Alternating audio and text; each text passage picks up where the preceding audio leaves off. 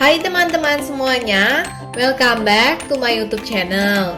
Di video kali ini aku akan membuat susu evaporasi atau susu sapi yang kadar airnya sudah dihilangkan sekitar 60%. Konsentrasi susu evaporasi ini lebih kental dan rasanya sedikit lebih creamy dibandingkan dengan susu biasa.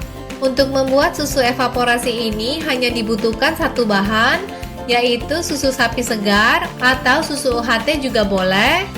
Gunakan susu yang full cream supaya hasilnya lebih creamy dan kental. Untuk membuat susu evaporasi, masukkan susu sapi segar atau UHT ke dalam panci. Panaskan susu dengan menggunakan api kecil. Jadi di sini susunya kita simmer, bukan direbus dengan menggunakan api besar. Aduk susunya sesekali. Gunakan panci yang agak tebal supaya nggak gampang gosong, karena susu evaporasi ini akan dimasak sekitar 30 menit. Setelah susunya mendidih, susunya harus lebih sering diaduk karena nanti akan muncul lapisan atau gumpalan susu. Tapi ini nggak apa-apa ya, nanti akan kita saring. Lanjutkan panaskan susunya dengan api kecil sambil sering diaduk. Panaskan hingga volume susunya menyusut setengahnya atau sekitar 50 hingga 60%. Untuk teman-teman yang nggak mau repot, susu evaporasi ini juga bisa dibeli di supermarket. Tapi pastinya kalau bikin sendiri harganya lebih terjangkau. Dibutuhkan waktu kurang lebih sekitar 30 menit untuk membuat susu evaporasi ini.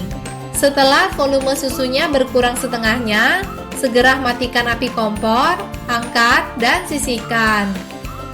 Saring susu dengan menggunakan saringan untuk memisahkan susu evaporasi dari lapisan atau gumpalan susu. Seperti yang kita lihat, susu evaporasi ini warnanya lebih kuning dibandingkan dengan susu sapi segar atau UHT karena sudah mengalami proses karamelisasi pada saat dimasak. Konsentrasi susu evaporasi ini lebih kental dan rasanya sedikit lebih creamy dibandingkan dengan susu sapi biasa. Setelah selesai disaring, susu evaporasi ini siap untuk dinikmati atau bisa juga digunakan untuk membuat sajian lainnya. Untuk resep sajian makanan yang menggunakan susu evaporasi sebagai bahan dasarnya, aku taruh link videonya di kotak deskripsi. Selamat mencoba! Sekian dulu video kali ini. Ingat untuk klik subscribe, like, dan nyalakan tombol loncengnya. Terima kasih sudah menonton.